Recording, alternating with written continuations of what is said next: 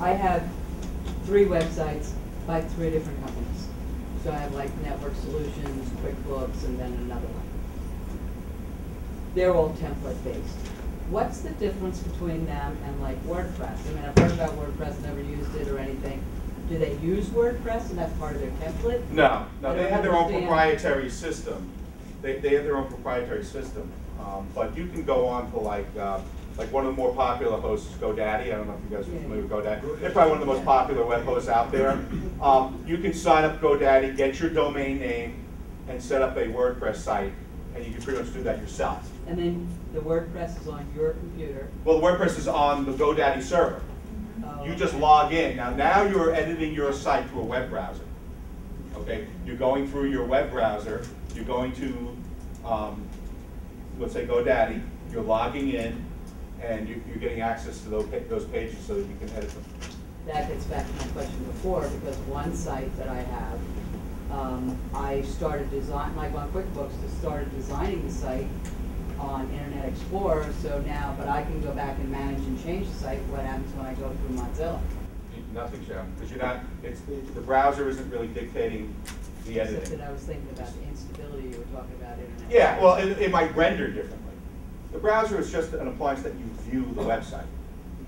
Internet Explorer may render it differently, but like I found, which is ironic, Internet Explorer is a Microsoft product, and .NET Nuke is a Microsoft product. And they had tremendous problems making .NET Nuke work in Internet Explorer. Never would have thought. I mean, it's just ridiculous. It's just absolutely ridiculous. So there's a lot of these out there, but WordPress and Joomla, .NET Nuke, Drupal, right, is another one. There's a few of them out there. Or even just a blog. That if you're a small business and you want to get a presence, you can set up a blog. And then you can easily put your copy and information up there. All right, so the benefits of doing it yourself. Obviously, it saves you money, and it's probably why everyone does it. It is template driven, and there's plugins to add functionality, which I discussed. It can archive your content and allows you to easily upload new content and photos and things like that. But the big challenge with these sites are going to be you properly formatting the photos. Remember I talked about the window shade? I mean, you got to call that photo up in Photoshop and crop it, make sure it's under like 100 kilobytes in size, and it's an RGB file and everything else. Because if you go and you take a photo that you shot on your digital camera, that's 8 megs. You're going to have a disaster on your hands. So you're going to need a little bit of. There are free photo editing software on the web. I think there's Photoshop Lite or something you can actually use on the web. But you're going to have to do that. You're going to have to prepare those files and make sure that they're web ready. And you manage all that site content through a web browser. Okay. Whereas if I do a site, I'm actually working remotely on a computer. We pull the files down. We edit the files, we put the files back up. This is you're working right through your browser, okay, to effect the changes. All right, so benefits of hiring me. Oh, I'm sorry, I'm pro, it's time. Time is the biggest enemy. Okay, I built a lot of custom content management systems. We build custom content management systems for clients. Like they want to administer their own news section, or they want to have a calendar of events section, or different types of database driven content. And I built them for clients so they could do it themselves. And inevitably they come back, so we just don't have the time. I mean, you're running a business, time is going to be your biggest enemy. Because once you commit to building it, now you got to commit to maintaining it. Like once the site is launched, don't pat yourself on the back. You're just starting. Now it's the beginning. Now you got to keep it going. So that's your biggest. You really have to be honest with yourself and say, am I going to have the time to stay on this thing, keep this thing going? You have to make sure with a professional they're going to know how to structure the site to make it visitor friendly and make the most of the current technology out there. Very important. Certainly a customized approach and incorporating search engine optimization into the mix as well while the site is being built. Very important. All right, here we go. Web browsers. We're going to pick up the speed here a little bit. There it is. Internet Explorer is probably about, I can tell you exactly, 18% of all the ones used. The biggest one is Chrome, which is 39%. Firefox is 35%. it used to be Internet Explorer was the #1 browser for years, but Firefox and the power of Google owns Chrome, so the power of Google has driven that up. Then you have ones like Safari, which is a Mac. On your Mac, you use Safari, and Opera. But Firefox, Chrome, those are the ones right now. All right, we're gonna hit mobile real quick. Mobile websites. This is another reason why you would have to hire a professional. More and more websites are being viewed on smartphones, okay? How is a WordPress site gonna look on a smartphone? When you build it custom, we use what's called style sheets when we build the site. And we're able to transfer those style sheets and say, okay, render it on a regular web page on a screen for people to look at, but also render it on a mobile device. And recognize that a mobile device is visiting the page and display that version of your website. So that's what we do. We build mobile-friendly websites. More and more, this is a wave of the future. Okay, more and more people are getting their information off their phone.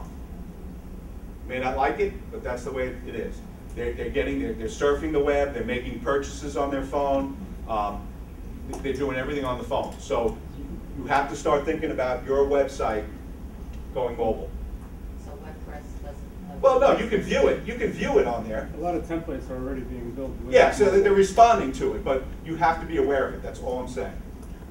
So if we go to a pro or you to have our website done, what about like if you want to do daily or weekly changes? Do you do that, or do you work with your? If you had daily changes, if you said I have daily or weekly changes, then I would build you a content management system to address those specific things. And about what's like an average cost to do a simple website? Well, just a simple basic website could be, you know, a couple pages, could be a few $100s on up. Yeah. Okay, so smartphones, let's look at that data there real quick. 81% browse the internet on their smartphone, 77% do searches, they're using apps. Apps are a huge thing now. We're starting to design apps, we're building apps, that's the wave of the future. There are all these apps that are going on, they're watching videos on their phone. Even now, people are making purchases on their phone. It's unbelievable how many people. I saw a statistic, and I don't have it up here, it's like 85% of people are surfing on their smartphone while they're watching TV. You know, it's like two things. And 90% of the people use their smartphone in their house. You know, I mean, I'm thinking of getting rid of my own home phone. So they're looking to access local content. You know, they're walking down the street. They want to see, oh, when's the movie playing? Let's get our tickets. You know, it's amazing what's going on with smartphones. They're making laws, like the legislature. They're all put their. Can't be walking while you're, yeah, it's amazing. Okay, social media.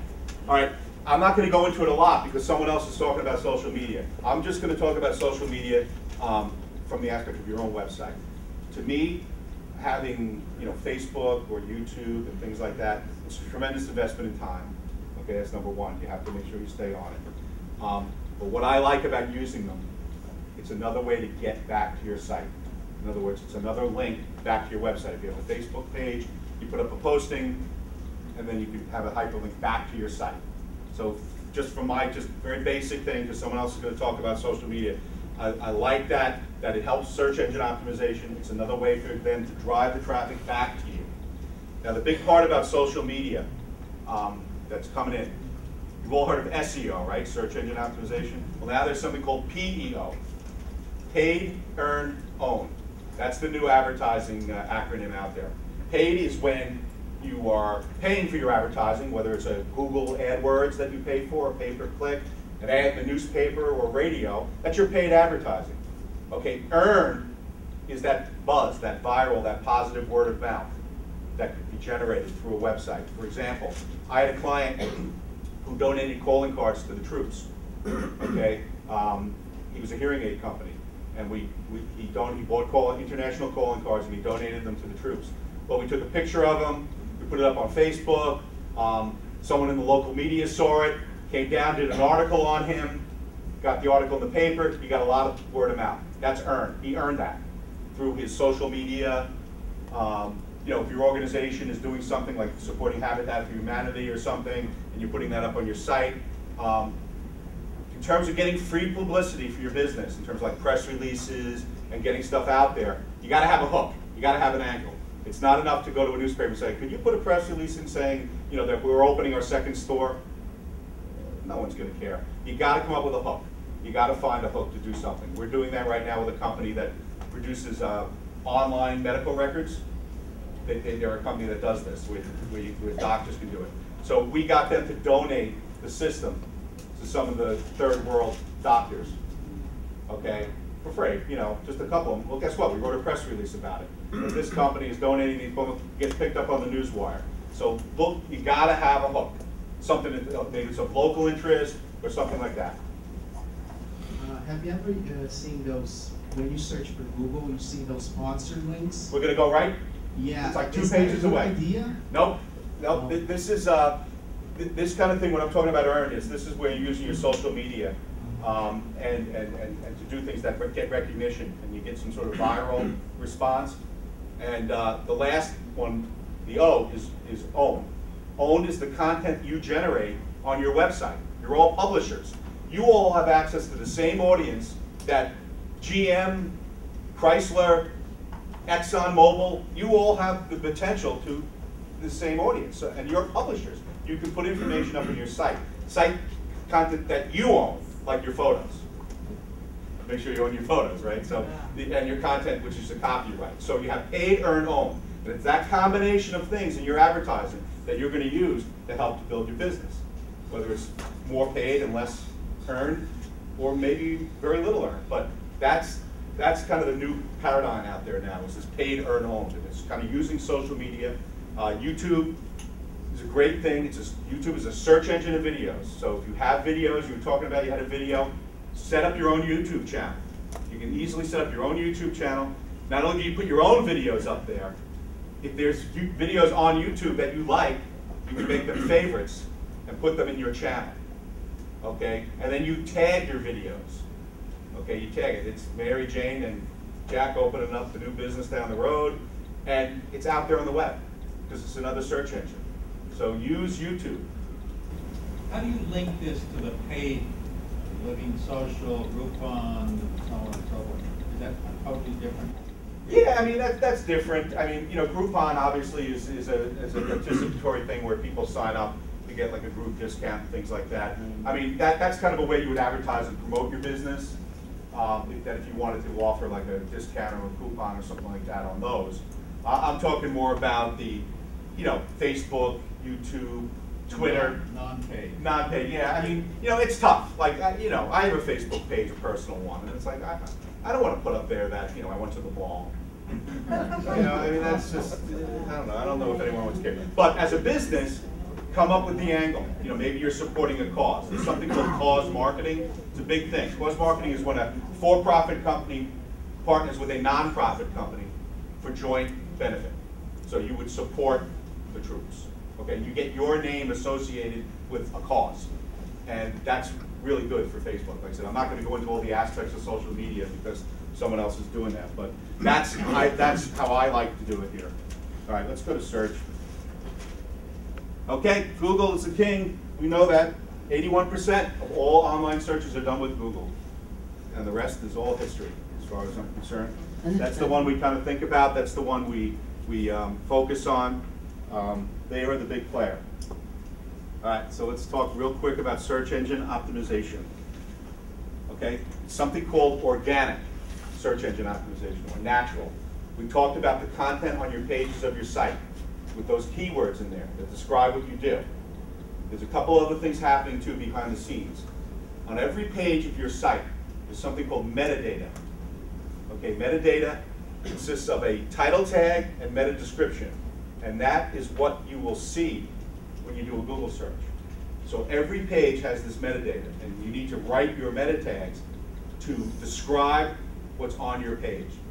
Meta description will describe what's on your page. We are talking about semantic web, and so the metadata is also changing, you know, in its formats and so forth. Yes. Is it still too new, or is prevailing now? No, there's a couple that are really important that you need to focus on. And some have kind of fallen off the wayside, like keyword tags, where you used to just put in just strings of keywords. Google doesn't really pay attention to that. They tell you still should do it, which kind of concerns you. Well, go ahead and do it, but it won't hurt you. But they say it doesn't really help. So you have this metadata, but natural listings are what you see in the Google search.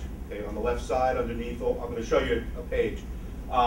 People trust organic or natural search results more than paid. And when you do a search, you're searching for a person, and then on the left there's an ad that says, oh, there's a book about that person on Amazon. Well, that's not what you're looking for. You know? So that people know that they trust a natural or an organic search, that that's going to be an accurate result that people can click on. And I would say 60%, I think, is the number, click on organic searches. Okay. So we talked about getting your keyword phrases in. And now we're talking about careful selection of the keywords and the meta tags and the headings. And then you have another thing going on here. Inbound links, links from other websites to you. There are 3 things that drive your search engine. That's your content, the meta tags, which I just described, that those tags are accurate, they describe what's going on, and then you have like inbound links. Those are links from other websites to you. Now, if you own a bed company, and your brother-in-law owns a pizza company, and you say, could you link to me? That's not going to help you. It's got to be relevant links. So, let's say you belong to a Chamber of Commerce. You want to make sure you get your listing and your link on the Chamber of Commerce site to you. Let's say you belong to associations. You want to make sure you get your web address and your name and links from that site to you. How is that done? Does that have to be done by somebody who designed the other website? Yeah, you can't control that. You have to ask them to do it. You ask them to do it. Yeah, so, but I'm talking about if you're members of associations or organizations, a lot of them have directories of members. So you want to make sure, do your homework and hit all these up. I'm a member of the Chamber of Commerce. Let me make sure I'm listed in there so I have a link coming back. So list it with a hyperlink on their site that goes to you. Right, so visit our website, you know, and so it comes back to you. Google likes that, because once again, Google's scouring the universe, and they come to that Chamber site and they say, oh, this guy's business, let me go there. You know, it's another way for them to find you. So they like that. So on my website, I want to have that I'm a member of that association with a hyperlink to them. Yeah, that's called reciprocal. That's called reciprocal linking. Yeah, you can do that. That's not going to help you as much, you know, but it will help them. You know, but you want to focus on that. So if you belong to any associations, anything like that, you want to make sure that you get listed on those sites and that they're linked back. So you got to just do a little bit of homework on that. And we talked about frequently updating your copy. Just a quick question. Okay. Again, I have 3 sites. One is a business management setup, that kind of thing, and the other 2 are 2 different types of products. And my business management and setup, small companies, etc. I have those other 2 businesses listed with hyperlinks. Yeah. Is that? Yeah, no, that's good. Okay. That's, yeah, absolutely. No, that's good. Right, and that's what I talked about with Facebook. Have the links on Facebook going back to your website. That's another, using social media. You have a blog, you have Facebook. Have them come back. It's all coming home. Bring them home. Bring them home to you. So any way you can get that link. All right, here's a page. This is a Google search result page. I did a search for dentists in Stony Brook. Okay, and we got a couple things going on here. Okay, the very top, you have a paid ad. See that little, it's hard to see, but there's a color around that. That's a paid ad, a paid per click Google ad. Okay, so I don't know if that does not look like an accurate result to me.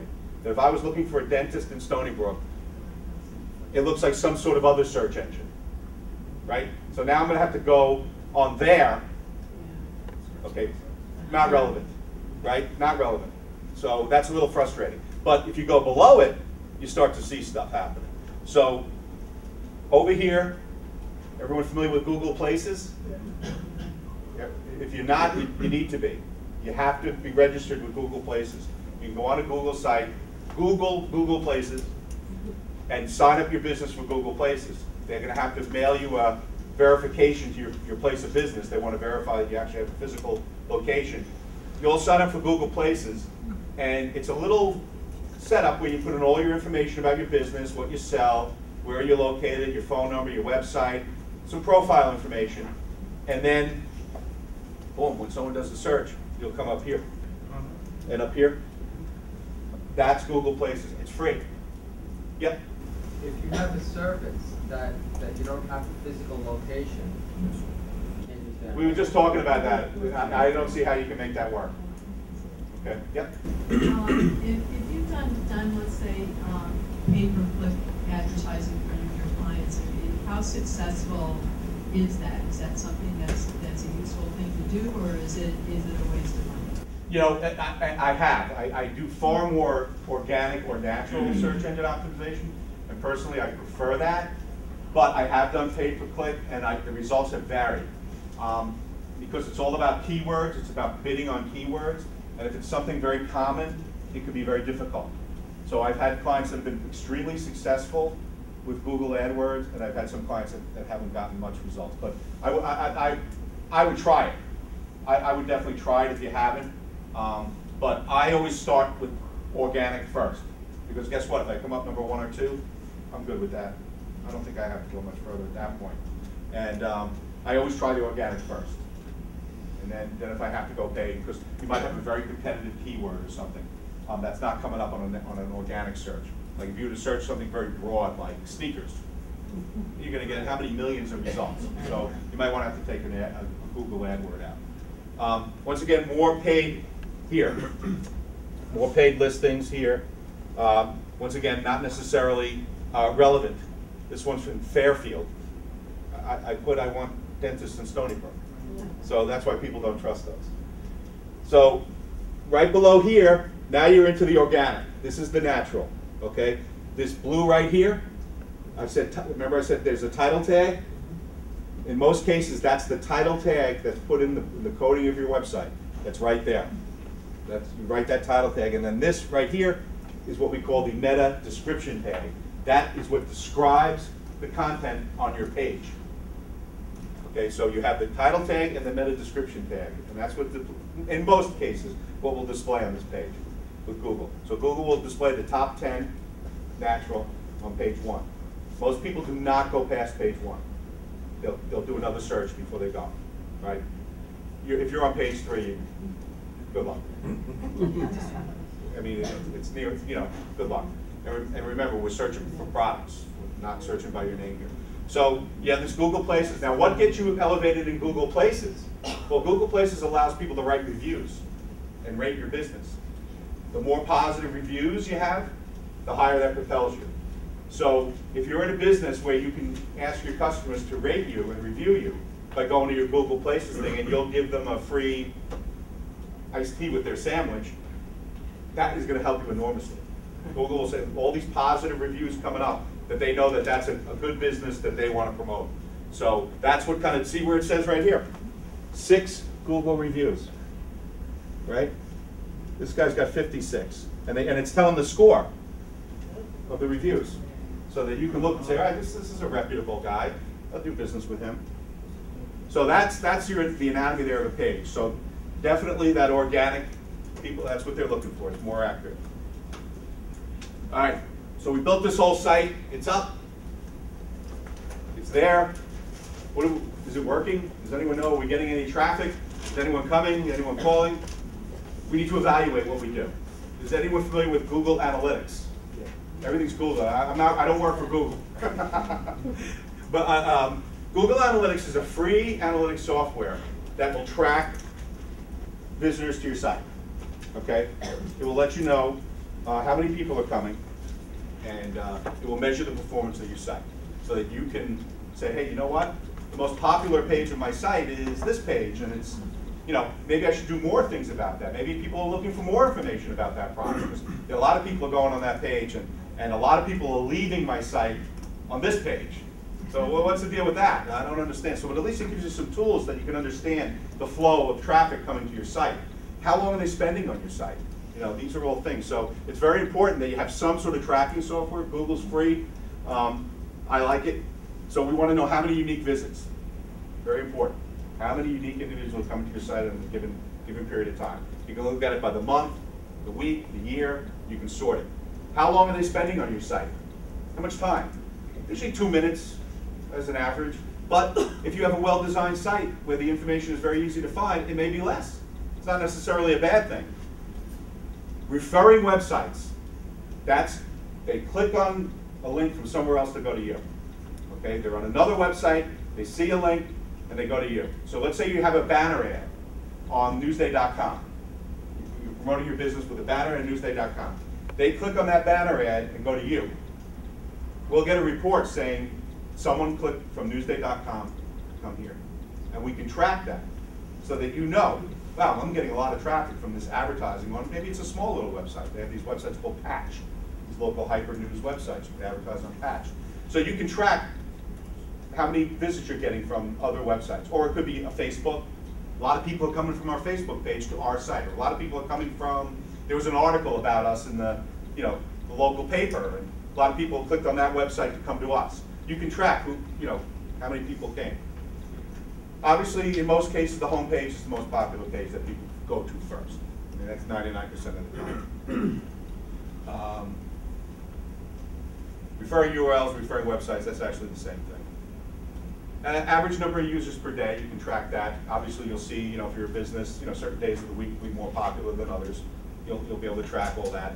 And what's the most active days and shit. So that's a lot of knowledge that you have at your disposal that you can, modify your site. So just a little thing about Google Analytics. It's free. It generates these detailed statistics. It shows how people found your site. You can also integrate, if you do an AdWords campaign through Google, you can integrate that into your Google Analytics to show traffic. All right, QR codes. All right, so what's it? Oh yeah, go ahead. What is bounce rate? Bounce rate is the percentage of people that visit one page of your site and leave. So once again, it's not necessarily a bad thing. I mean, you would hope they would go to more pages. I mean, based on my experience, on average, 2.5, 3 pages people are going to. So if you have a very high bounce rate, I would say above 30 or 40%, there's something wrong. 20% bounce rate is okay. Because once again, they may find that information right on the homepage that they're looking for. So it's not necessarily a slam dunk bad thing. But you do want to encourage them to go deeper. All right, so we're almost done. We're almost there. So QR codes, they're these weird looking codes right there. What does it stand for? Quick read. See this code right there in the middle? You've probably seen them on ads or things like that. What you do is on your smartphone, you have a QR code reader. So like a free app. And you go over and you zap it with your phone, and it will take you to a website. It will take maybe a phone number, a text message, or something like that. It links you to some other thing. In most cases, it's a website. So let's say I'm walking down the street, and they say, oh, so-and-so is performing live at the theater. And they have a QR code right on there. I snap it. It takes me right to the page where I can buy the tickets, and I buy them and go. Or it could be, a special promotion. Click on this QR code, and you can get a coupon or something. But what it will do is it will take you to a page on a website in most cases. So what you might do is set up a special page. Like for my clients, we set up special pages, and they'll go to that. And then once again, through Google Analytics, they can track that page and say, wow, we got a lot of traffic from the QR codes. So this is just another way to display your URL, but they can just zap it with their smartphone. And you'll see, like you'll go in an airport now, and you'll see these QR codes like the size of the side of a bus. Like they're using them for signs. Yeah. And people just go in, right? Yeah. So they use them for all different things. We put them on, quite a few things. How do you get them? Okay, good question. That's a great question. There's a ton of websites out there that generate QR codes for free.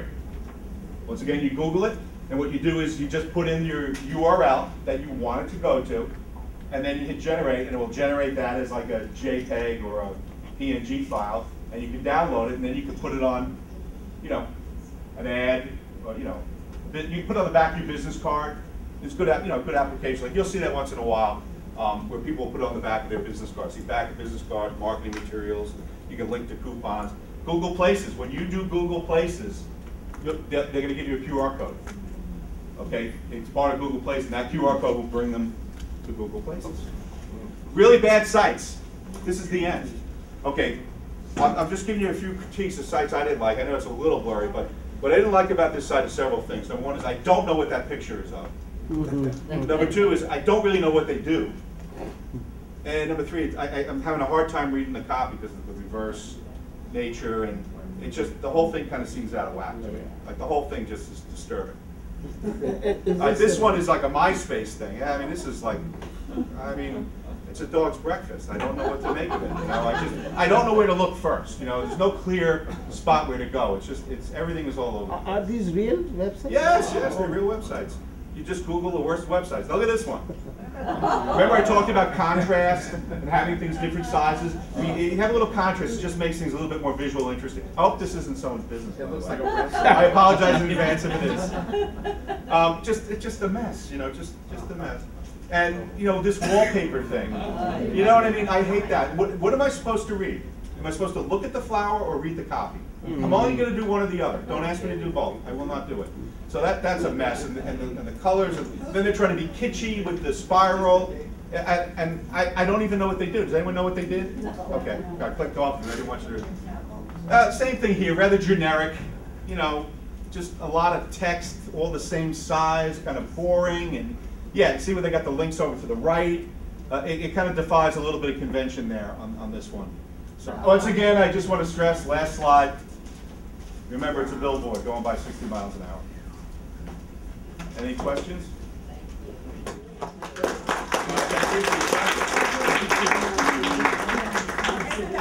like to take a second to thank you all for coming. I hear you have done a tremendous job.